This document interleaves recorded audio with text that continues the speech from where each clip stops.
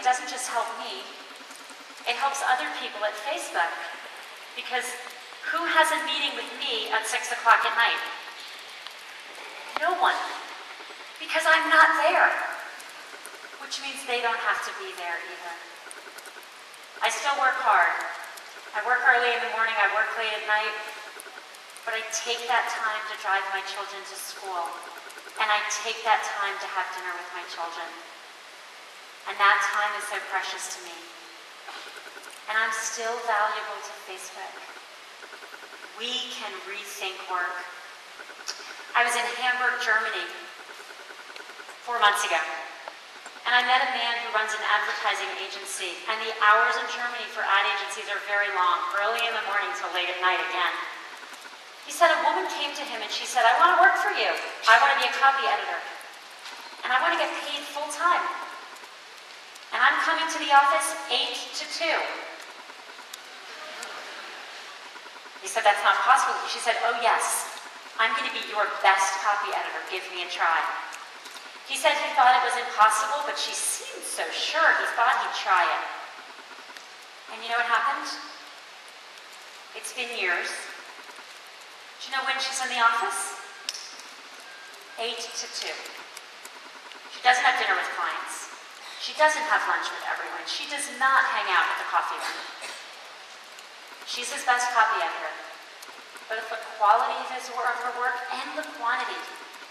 And the clients ask for her by name even though they've never met her. Because her work is so good.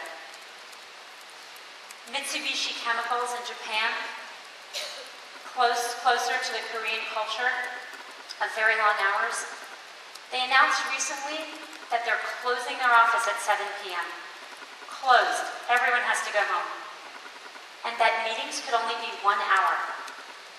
Because they believed they could force everyone to be more efficient.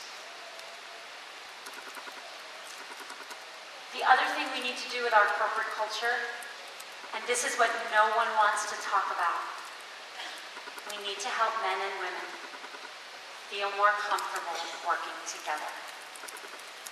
This is the unspoken problem. No one wants to talk about this. In the United States, again, I think people in Korea often think the United States is more advanced. 64% of male managers, 64% were surveyed. They said they were afraid to be alone in a room with a woman. How do you learn on the job? How do you get mentored? You have conversations alone. If men only feel comfortable having honest one-to-one conversations with women, who's getting good help and advice? Men.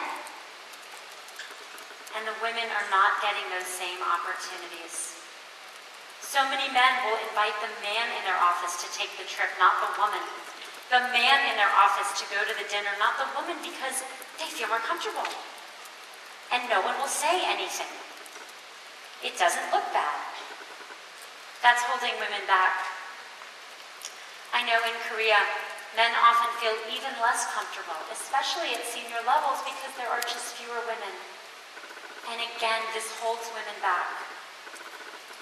To grow our economy, we need to get women into the workforce. To grow our leadership ranks, we need to get women there. And the only way that can happen is if men help encourage women and mentor them, and sponsor them. We need to make it a badge of honor to invite a woman to sit, not on the side, at the table. Everywhere I go in the world, I see the same thing. At the same levels, every meeting, men sit in the center, at the front. And women, even if they're just as senior, they sit on the side and in the back. We can change that, and men in power can change that by inviting a woman to say, here, please, sit at the table where you belong. The third thing we need to do, we need to achieve more balance in our homes. We will not get to equality in the workplace until we get to equality in the home. Encouraging women at work does not just mean inviting women to sit at the conference table. It means doing laundry, changing diapers, cooking dinner, washing dishes. I know that I am an American woman standing on a stage in Korea saying that we should get to more balance in the home. I know how hard this is, or how absolutely absurd this might seem. Women in Korea do 4 times the amount of housework and child care their husbands do. 4 times. It's a very big gap. I'm not pretending that this is easy. I also believe it can change. I grew up in a very traditional home. My father worked. He made all the money.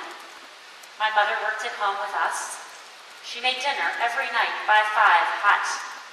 Not cold. He didn't like it cold. Until later in life, when he had to make dinner, it was okay if it was cold. But it changed. It changed in one generation because I watched my parents with their grandchildren, my children, and my dad does just as much as my mom. And he loves it. There's a reason for men to do more at home.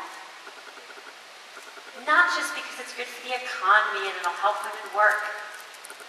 It's because it's good for your family. The data says that when men and women do more evenly, split chores more evenly at home, families are happier. Women are less depressed. Divorce rates go down.